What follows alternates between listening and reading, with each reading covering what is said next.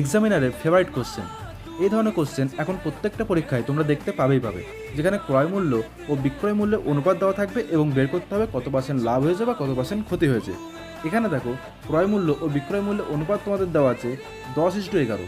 তো এখান থেকে আমরা কি বলতে পারি যে ক্রয় মূল্য ও বিক্রয় মূল্যের অনুপাত 10:11, অর্থাৎ কোনো একটা বস্তুকে যদি 10 টাকায় কেনা হয় এবং 11 টাকায় বিক্রি করা হয়, তাহলে আমাদের কত পার্সেন্ট লাভ বা ক্ষতি হচ্ছে।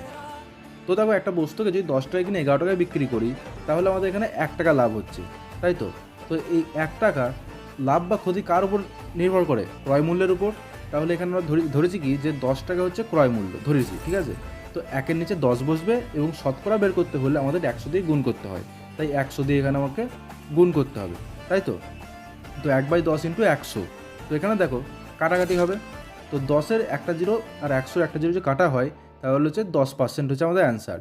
তো কী হবে? 10% লাভ হয়েছে, তাই তো।